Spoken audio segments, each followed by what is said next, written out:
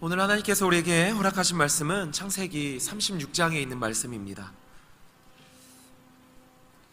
창세기 36장 우리 1절에서 8절까지의 말씀 구약 55페이지에 있습니다. 36장 우리 1절에서 8절 한 절씩 교독하시겠습니다. 에서 곧 에돔의 대략이 이러하니라.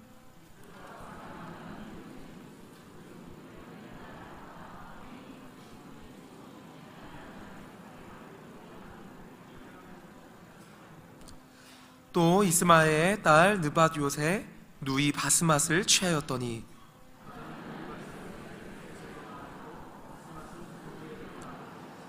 오홀리바마는 여호수와 얄람과 그라를 낳았으니 이들은 에서의 아들이요 가나안 땅에서 그에게 낳은 자더라.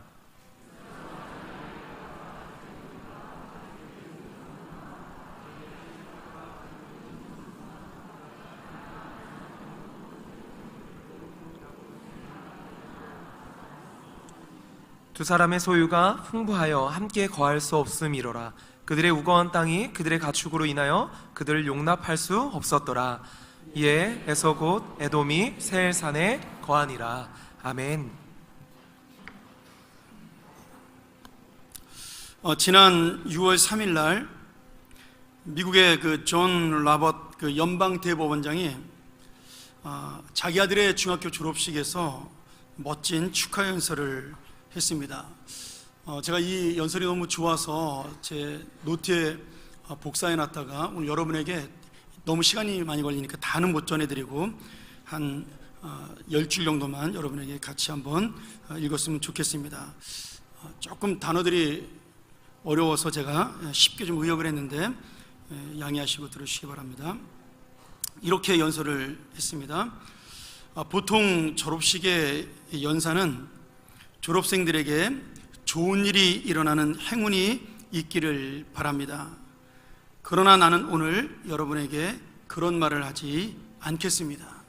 오히려 나는 여러분이 종종 부당한 대우를 받았으면 좋겠습니다. 그래야 정의의 가치를 알기 때문입니다. 또한 여러분이 배신당해서 고통받기도 원합니다. 충성의 중요성을 배울 수 있기 때문이죠. 미안한 말이지만 가끔 외로워서 힘들 때도 있었으면 좋겠습니다.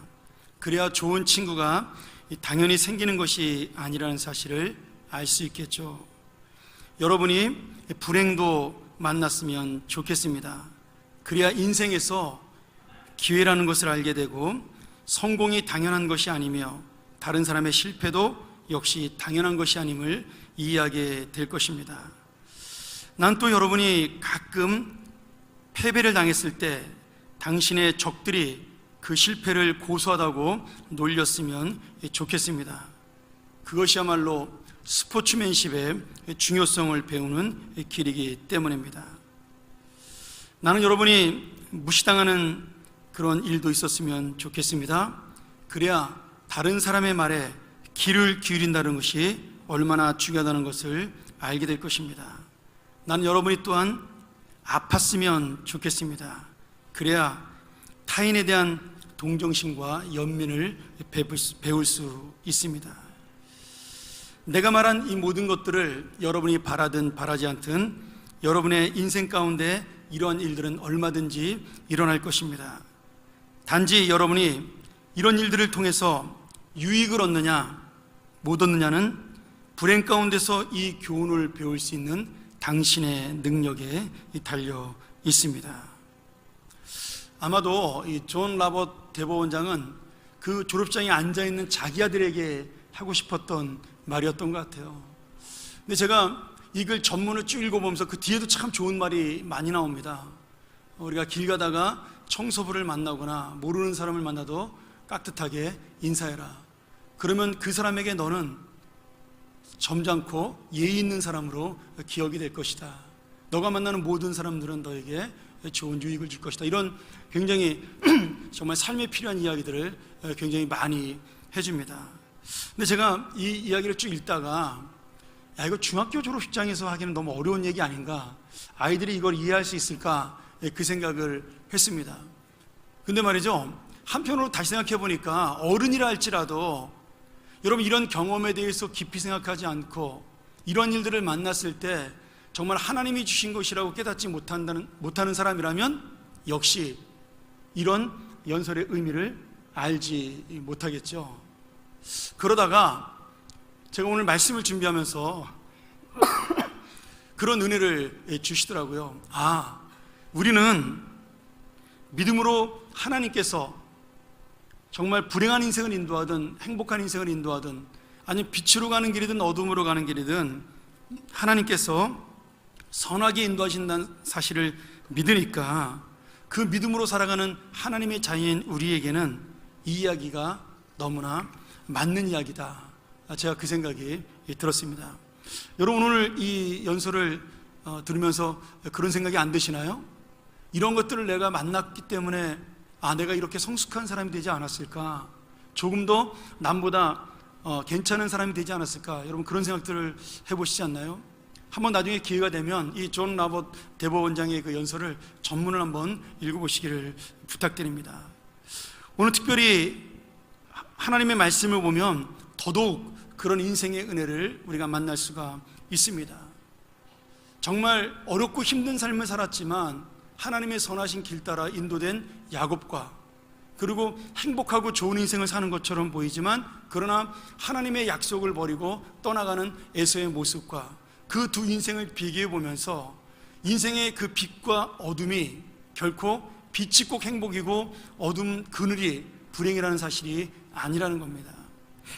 오늘 창세기 36장은 야곱의 형이었던 에서의 가족의 이름과 그리고 그의 후손들의 이름 그리고 그가 가나안 땅을 왜 떠나서 세일산으로 갔는가에 대한 설명이 나오고 있습니다. 제가 오늘 이 본문을 가지고 설교하고 한 2주 정도 더 이 말씀을 가지고 여러분하고 나눌 예정입니다.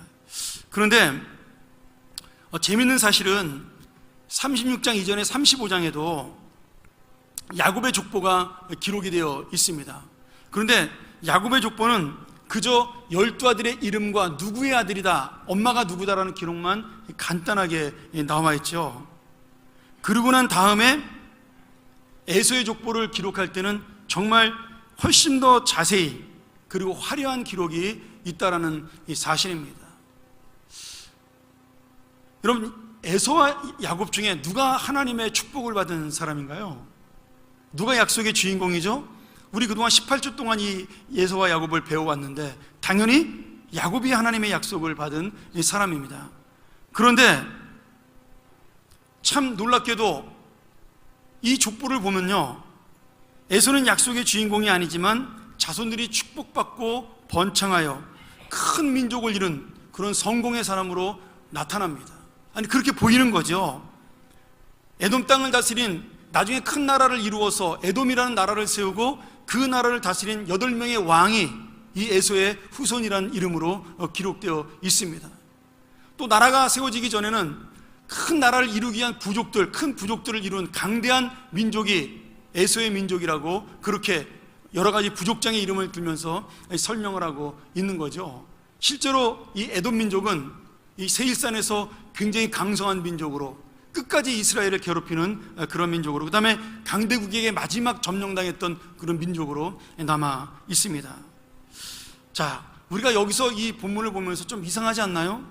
일반적이라면 하나님께서 약속의 주인공인 야곱의 기록을 훨씬 더 자세히 설명해야 되고 야곱의 후손들에 대한 설명을 자세히 해야 되는데, 그래야 우리도 믿음을 지키면 야곱처럼 아니면 야곱의 자손들처럼 이런 복을 받을 수 있겠구나 이런 생각을 할 수 있어야 되는데, 지금 야곱의 기록은 너무나 밋밋한 겁니다. 그리고 에서의 기록은 반대로 너무나 화려한 거죠. 자, 우리가 이 족보가 나올 때 제가 예전에도 여러 번 말씀드렸지만 족보가 나오면 굉장히 중요한 신학적 의미가 한 5가지가 있는데 가장 중요한 의미는 저는 그렇게 봅니다. 성경에서 족보가 나오면요, 역사가 전환됩니다. 나중에 성경을 읽을 때 반드시 그렇습니다. 역사의 그 전환점에서 족보를 설명을 합니다. 창세기 5장에 그 아담의 족보가 나오죠. 그 다음에 뭐가 일어나냐면 노아의 홍수라는 대격변의 역사가 일어나죠. 그리고 창세기 10장, 11장, 12장을 넘어가면서 창세기 10장에 셈과 함과 야벳의 이야기가 나오고 바벨탑 이야기가 나오면서 하나님께 선택한 아브라함의 이야기로 역사가 바뀌어 나갑니다.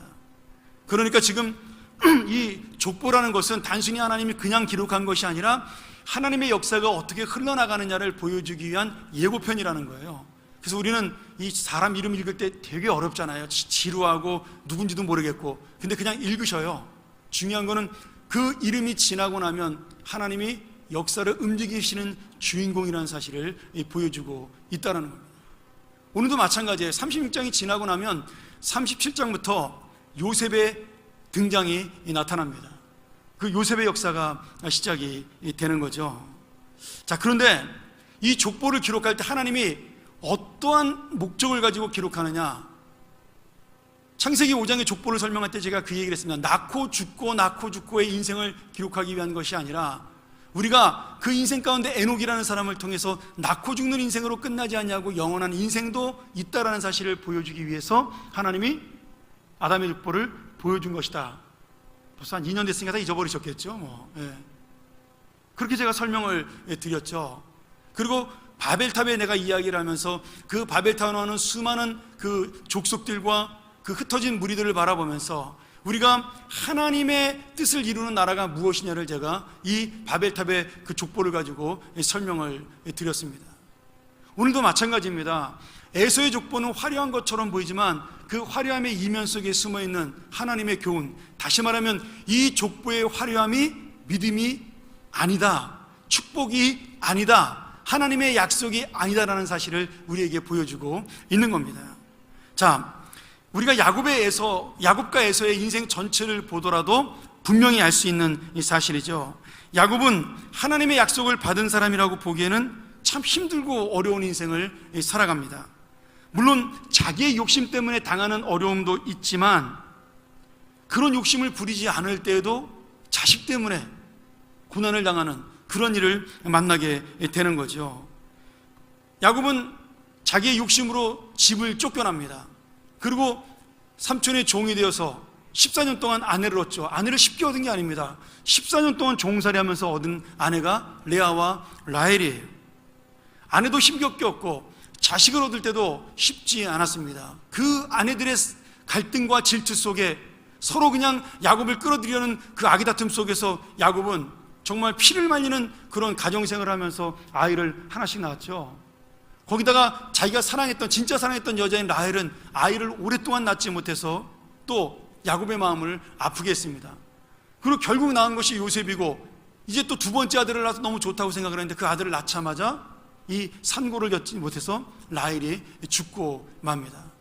그러니까 야곱의 인생이 이렇게 70년, 80년, 90년을 바라보면요 정말 힘들고 어려운 인생이었다는 사실을 우리가 분명히 알 수가 있는 거죠. 그 와중에 재산도 불리고 사랑하는 아내도 만나고 자식도 낳아서 행복한 모습도 잠깐 있긴 하지만 야곱의 인생 전체를 볼 때는 빛보다는 어두움과 그늘이 더 많은 인생입니다.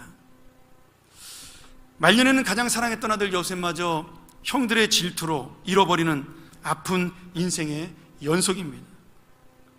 그런데 에서는 반대로 참 편하고 쉬운 인생을 살아가는 것처럼 보이죠.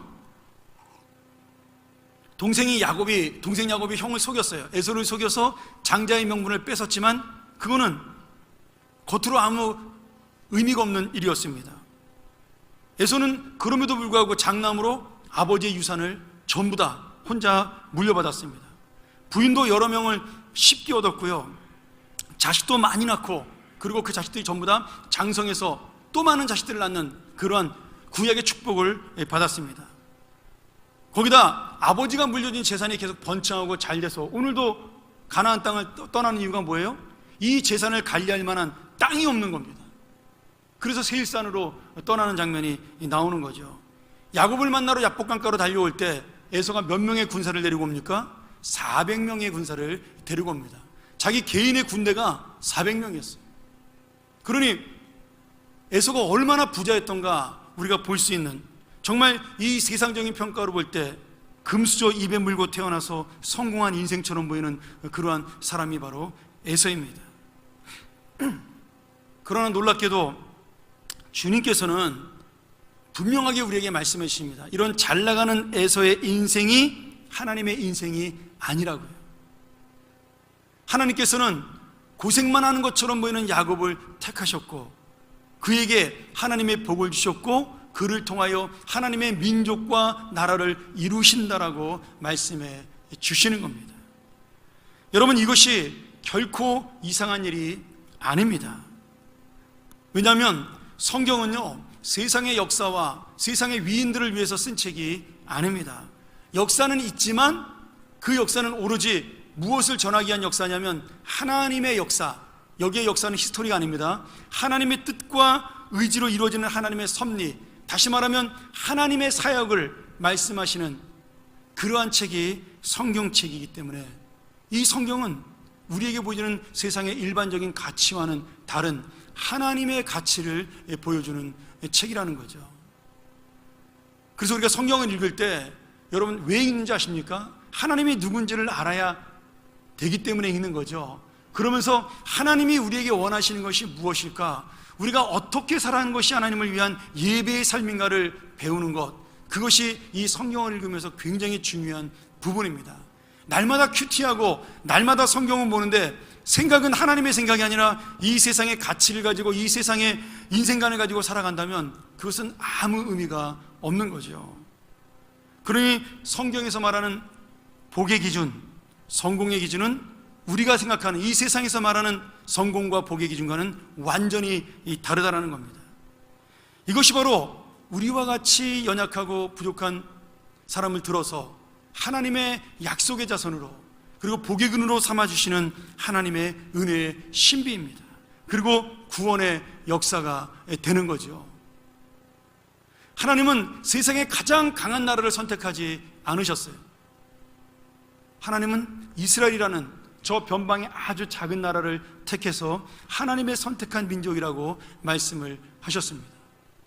여러분, 우리나라도 마찬가지죠. 이 세계에 수많은 나라들이 있습니다. 그리고 예수를 믿는 사람이 약 5억 5천만 정도가 있어요. 뭐 정확하게 말하면 5억 4천만 정도가 지금 예수를, 개신교를 믿는데 이 개신교도 중에서 성경을 하나님의 말씀으로 믿는 그런 사람들이 많지 않습니다. 전적인 하나님의 은혜의 말씀으로 믿는 그러한 믿음을 가진 자들이 이렇게 많잖아요. 근데 우리 대한민국에 있는 많은 그리스도인들은 그 놀라운 은혜 속에 들어간 사람들입니다. 수없이 많은 나라를 놔두고 하나님이 이 나라를 택하셔서 이렇게 많은 교회를 세우시고 이렇게 많은 복을 주시고 세계에서 두 번째로 많은 선교사를 파송하는 나라가 됐다라는 거예요. 아마 이 상태로 계속 가다 보면 언젠가는 우리나라가 전 세계에서 선교사를 가장 많이 파송하는 아름다운 나라가 될 것이라고 저는 믿습니다. 여러분, 그것이 바로 이 세상의 강함과 성공과 번영과 그리고 물질이 하나님의 복이 아니라는 사실을 보여주는 가장 큰 증거입니다. 이스라엘 택하시고 우리를 택하시고 특별히 연약하고 부족한 우리를 하나님의 자녀로 삼아주신 것이 바로 그 놀라운 신비라는 거예요. 우리가 36장 전체에 나오는 에서의 족보를 자세히 보면 굉장히 대단한 사람들이 많이 나옵니다. 근데 문제는 그것이 끝이라는 거예요. 더 이상 아무것도 없습니다. 1절 8절에 보면 에서의 세 아내와 5 아들이 나옵니다. 2 여자는 가나안 여인이고 한 여자는 아브라함의 손자인 아브라함의 아들인 이스마엘의 딸이었어요. 그러니까 아브라함의 손녀와 결혼을 한 거죠. 자기 사촌과 결혼한 겁니다. 쉽게 말하면 8촌인가요? 그런데 여러분, 그 의미가 무엇일까요? 이 여자들은 얼굴은 예뻤는지 모르지만 예뻤겠죠. 뭐 이스마엘이 엄청난 부자였으니까. 근데 믿음과 신앙과 아무리 상관이 없다라는 거예요. 그저 외모를 보고 골랐다라는 겁니다. 그래서 아버지 이삭과 어머니 리브가의 근심거리가 되었습니다. 9절부터 30절까지 보면 그가 번창하고 그의 자손들이 점점점 풍성해져서 큰 부족을 이루고 부족장들의 이름이 막 나옵니다. 이제 나라를 이루기 바로 전이죠. 유명한 사람들이 나옵니다. 그리고 뒤에 31절 39절에는 이제 드디어 나라를 세우고 에돔족 속의 그 민족이 되어 8명의 왕이 나라를 다스리는 내용들이 설명이 되어 있습니다. 그리고 맨 마지막 절에 이들이 다 에서의 후손이라고 그렇게 기록을 하고 있죠. 여러분, 중요한 거는 이렇게 많고 대단한 자손 가운데 하나님의 약속, 하나님의 역사, 그리고 하나님의 뜻에 관한 이야기가 전혀 나오지 않는다라는 거예요. 그저 그들은 결혼했고 낳았고 그리고 나라를 세웠다, 그들의 역사를 만들었고 그들은 번창했고 그렇게 살다가 끝났다라고 에서의 그 족보는 그런 이야기로 이것이 전부로 나타나고 있는 거죠. 거기에는 하나님의 믿음이 없습니다. 거기에는 하나님의 뜻이 없어요. 오직 인간의 욕망과 욕심만 있는 겁니다. 에서의 족보를 보여주는 교훈 중에 가장 큰 백미가 있습니다. 에서의 손자인 아말렉에 대한 기록이죠.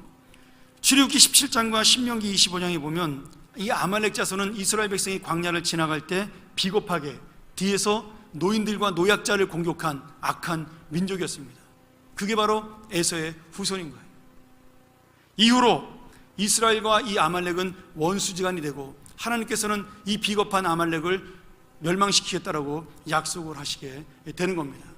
그 사울왕이 아말렉을 나중에 멸망시키게 되죠. 그렇게 지리멸멸해진 아말렉은 나중에 결국 바벨론에게 완전히 점령이 됩니다. 근데 그때 이스라엘 백성도 바벨론과 같이 포로로 잡혀갑니다. 그러니 바벨론에서 이들이 포로로 또 만난 거예요. 여기서도 악연이 이어집니다. 우리가 에스더서에 보면 바벨론을 멸망시키고 다시 대제국을 세운 페르시아가 이 모든 그 중동 지방을 정복하고 있을 때 그때 아말렉의 후손인 하만이라는 사람이 이 나라의 국무총리가 되어 자기에게 경배하지 않는 이스라엘 사람 모르드게를 미워해서 이스라엘 백성 전체를 멸망시키려는 엄청난 계획을 세우게 됩니다. 이것이 에스더서라는 성경의 역사죠. 근데 하나님은 그 아말렉인 하만의 계략을 물리치고 이스라엘 백성을 세우시며 모르드게를 대표로 하는 하나님의 백성이 승리하는 모습을 보여주므로 그 재상이었던 국무총리였던 하만이 성공한 자가 아니라 문지기로 그 왕궁의 경비를 쓰던 모르드게, 그러나 하나님의 뜻을 위해 살았던 그가 승리자요 성공한 자라는 사실을 우리에게 보여주고 있다는 겁니다. 사랑하는 여러분, 이 역사가 보여주는 하나님의 교훈이 무엇이에요? 에서와 그 자손은 주님을 향한 믿음이 없다라는 거예요. 큰 나라를 세웠지만 그저 그냥 아무 의미 없는 나라라는 겁니다. 그들을 큰 나라로 세워주신 주님의 은혜에 대한 감사도 없고요, 그 뜻도 모르고요, 그저 자신들의 욕망과 만족을 채우는 인생으로 자신들이 생각하는 성공과 번영의 인생을 추구하다가 없어져 버린 그러한 나라라는 겁니다. 여러분, 잘 사는 게 중요한 게 아닙니다. 강대국이 되는 것이 중요한 게 아니고요, 우리가 어떻게 하나님의 역사를 이루는 나라가 될 것인가가 훨씬 더 중요합니다. 그런 믿음을 가지고 우리가 이 나라와 이 민족을 위해서 정말 많이 기도해야 됩니다. 여러분, 부자 나라가 되는 것이 하나님 원하는 나라가 아닙니다.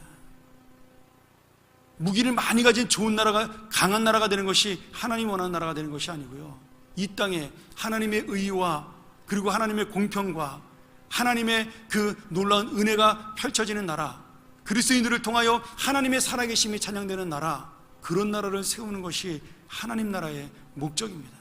저는 우리 대한민국이 강대국보다는 그런 하나님의 나라가 되기를 주의 이름으로 축원합니다. 자, 그런데 야곱은 인생이 힘들고 어려웠죠. 그리고 속고 속이면서 자기 스스로도 힘든 그런 삶을 이어갔습니다. 그렇지만 그런 빗나가는 인생 속에서 결국 그는 하나님을 만났고 하나님의 약속을 마음에 담게 되었습니다. 그리고 하나님 앞에 돌아온 그 야곱은 자녀들에게 이 하나님의 약속과 신앙을 가르쳤고요, 하나님의 은혜를 놓치지 않는 것이 참된 성공이라는 그 사실을 깨닫고 자녀들에게 유산과 유언으로 남겼습니다. 여러분, 이게 어떤 차이인가요? 야곱은 말년까지도 힘들게 살았던 그러한 사람이죠. 그러나 그에게 남은 것은 믿음이었습니다. 그에게 남은 것은 은혜였어요. 야곱의 자손도 이집트의 총리가 된 요셉을 제외하고는 대단한 기록이 나오지 않습니다. 오히려 부끄러운 인생의 기록들이 많이 나오죠. 야곱의 장자의 그 어떤 후계자를 승인받았던 유다는요, 자기의 며느리와 관계를 맺어서 자녀를 낳는 그런 일들을 벌이기도 합니다. 자녀들끼리 서로 싸워서 질투해서 동생을 팔아먹는 일도 생기기도 합니다. 이것이 야곱이 보여주는 가문의 모습이에요. 근데 하나님은 그런 연약한 자들을 들어서 그런 죄인들을 통하여 그런 무능하고 아무것도 아닌 사람들을 통해서 하나님의 나라를 세우기 위한 역사를 한 걸음 한 걸음 약속으로 이루어 나가신다는 겁니다. 여러분, 그 야곱과 야곱의 후손이 보여주는 사람이 누구예요? 바로 우리인 겁니다. 바로 우리예요. 여러분, 우리의 자녀가 내가 볼 때 뛰어나지 않아도 여러분 실망할 필요 없습니다. 낙심할 필요 없어요. 우리의 자손들이요, 부자로 살지 못해도요, 좀 그냥 평범하게 너무나 답답하게 사는 것처럼 보여도요, 여러분 그것이 잘못된 것이 아니에요. 그들이 하나님을 알고 하나님을 믿음으로 살아간다면 그것이야말로 가장 큰 복을 받은 인생이요, 하나님의 역사를 이루어가는 인생이요, 하나님의 놀라운 은혜 가운데 살아가는 인생입니다. 하나님께서는 야곱과 그의 인생 속에 잠시 빛나게 할 때도 있었지만 어둡고 힘들 때가 더 많았습니다. 그늘진 인생으로 살아가는 때가 많았어요. 세상의 평가 기준으로 볼 때 성공적인 인생이요, 잘 사는 인생이라고 말하기 쉽지 않은 그러한 삶을 살았던 사람이 야곱입니다. 그러나 야곱은, 그의 자손은 그 부족한 가운데서도 주님의 약속을, 주님의 은혜를 붙잡고 살았다라는 거죠. 그리고 놀랍게도 이 빛과 그늘의 어두움의 인생 속에서 하나님의 약속은 지켜지고 하나님의 뜻과 하나님의 역사는 하나씩 하나씩 이루어져 나가는 겁니다. 하나님의 계획은 야곱과 그 자손을 통해 이루어졌습니다. 야곱을 통해 가나안 땅을 주셨고, 그리고 이스라엘 국가를 만드시고, 그 이스라엘 국가의 다윗 왕의 후손으로 하나님의 아들 예수 그리스도가 이 땅에 오게 하셨으며, 그 주님을 믿는 자를 통하여 이 땅 모든 만민에게 구원을 주고 영생을 얻도록 하시는 하나님의 원대한 계획, 하나님의 섭리가 이 야곱과 그의 후손들을 통하여 지금 온 세계에 널리 퍼지게 된 것입니다. 그러니 여러분, 이것이야말로 진정한 하나님의 성공이요, 하나님의 복이 아니겠습니까? 우리를 통하여 하나님의 그 놀라운 뜻이 이루어진다. 우리를 통하여 하나님의 구원의 역사가 이루어진다. 그 인생을 사는 것, 그것이 바로 은혜의 인생이요, 복된 인생입니다. 또한 이 성공이 바로 오늘을 살아가는 우리의 인생이 되기도 하는 거죠. 사실 우리도 빛나는 인생을 원합니다. 그럼에도 주님께서는 어둡고 그늘진 우리의 인생을 통해서도 하나님의 성공적인 역사를 분명히 이루어 주신다는 사실을 믿고 나가야 하는 겁니다. 제가 여러분에게 오늘 일본의 세계적인 건축가 안도 다다오라는 분을 소개하고 말씀을 정리하려고 합니다. 이 안도 다다오는 한편의 영화 같은 인생을 살았던 그런 사람입니다. 세계적인 건축가가 되기 전에 트럭 운전사로 일했던 사람이고요, 권투 선수로 일했던 사람입니다. 건축에 대해서 한 번도 학교를 다니거나 전문적인 교육을 받은 일이 없는데 69년도에 건축회사를 설립하고 일본의 수많은 건축상을 수상하게 됩니다. 그리고 1995년도에는 세계 가장 위대한 건축상인 프리츠커 건축상을 수상하게 되는 영광을 누리죠. 그리고 그 상금 10만 달러를 고베 지진, 당시에 지진 나서 그 부모가 죽은 고아가 된 아이들에게 기부함으로 많은 사람들에게 교훈을 줬던 그러한 건축가입니다. 이분이 지은 많은 건축물들이 있습니다, 일본에요. 그런데 제가 가장 가보고 싶은 곳 중에 하나인데, 가장 대표적인 것이 뭐냐면 화면에 나오는 교회입니다. 맨 오른쪽에 있는 교회는 겉면이고 안쪽에 내부가 있는데, 여러분 보면 알지만 지금 빛으로 십자가를 만들었고요, 그리고 그 사이에 어둠을 통해서 교회를 지금 서로 대비되게 만들어놨습니다. 이제 저게 지금 조명이 아니라 자연 채광이에요. 이 안도다다오의 가장 큰 특징은 자연의 조화를 이용해서 건축물을 만드는 겁니다. 물론 조명이 있겠지만 낮에는 저렇게 조명을 켜지 않아도 빛으로 그늘로 자기의 건축물을 완성시켜 나갑니다. 그리고 그늘의 어두운 부분을 이용하지만 오히려 그 그늘을 통해 빛이 부각되게 만드는 그런 놀라운 효과를 발휘하게 만들죠. 이게 오사카에 있는 빛의 교회라는 건물입니다. 사실 저는 이 안도다다오를 건축 때문에 안 것은 아닙니다. 그분이 쓴 책 앞에 소개된 나 건축가 안도다다오라는 책을 통해서 이 안도다다오를 알게 되었습니다. 이 안도는 그 글에서 자연과의 조화를 이루는 자신의 건축 가치관에 대한 이야기를 하면서 이렇게 고백을 했어요. 이게 참 저한테 마음에 와닿습니다. 건축하는 이야기에는 반드시 빛과 그늘이라는 두 가지의 측면이 있다. 우리의 인생도 마찬가지다. 밝은 빛 같은 날들이 있으면 반드시 그 배후에는 그늘 같은 날들이 있다. 자기 삶에서 빛을 구하고자 한다면 먼저 눈앞에 있는 힘겨운 현실이라는 그늘을 제대로 직시하고 그것을 뛰어넘어 용기 있게 전진해야 그 빛을 조화롭게 만날 수 있다라고 이렇게 고백을 했습니다. 저는 이분이 예수 믿는 분인지 모르겠어요. 일본의 유명한 교회를 많이 건축했는데 또 나중에 기록을 보니까 절도 만들기도 했더라고요. 하여튼 중요한 얘기는 이런 자신의 가치관에 대한 이야기를 하면서 자기의 건축을 자기의 어려웠던 인생과 비교하면서 정말 그 인생을 보여주는 살아있는 건축물을 우리에게 지금 남기고 있는 거죠. 사랑하는 여러분, 우리가 세상의 성공과 부귀영화를 누리지 못해도 정말 용기 있게 내가 전진할 수 있는 이유는 무엇일까요? 이 안도는 건축가의 신념을 가지고 용기 있게 나간다라고 그렇게 이야기합니다.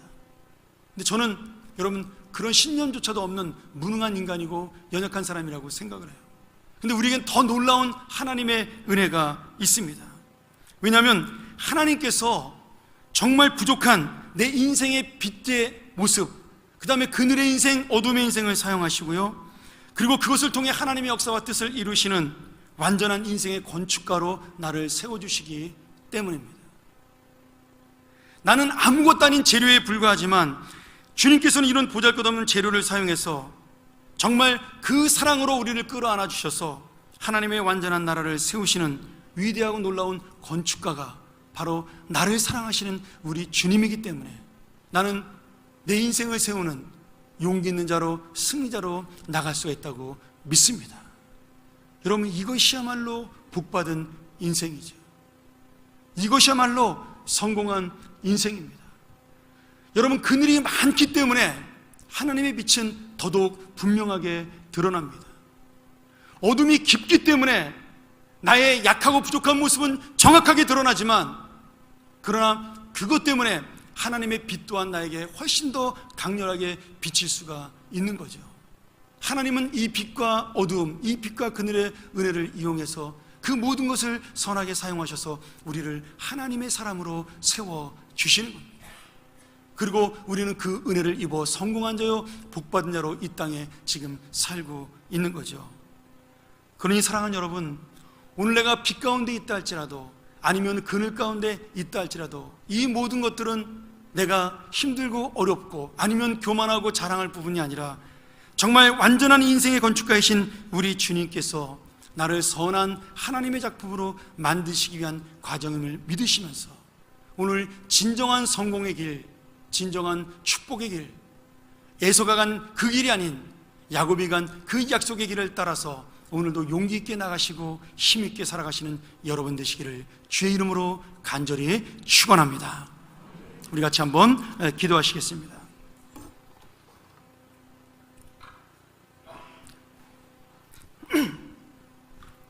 사랑과 은혜가 풍성하신 아버지 하나님, 오늘도 말씀이 우리의 마음을 붙잡을 수 있도록 도와주시고 오늘도 우리에게 새로운 힘과 소망을 주심을 감사합니다.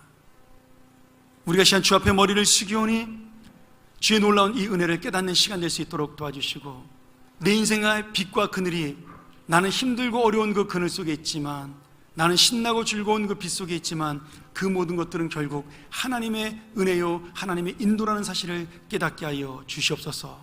그리하여 빛에 있어도 교만하지 않으며 어둠에 있어도 낙심하지 않는 하나님의 조화로운 인생, 신앙과 하나님의 능력이 하나 되는 인생, 하나님의 소원과 나의 소원이 맞닿는 인생으로 살게 하여 주시옵소서.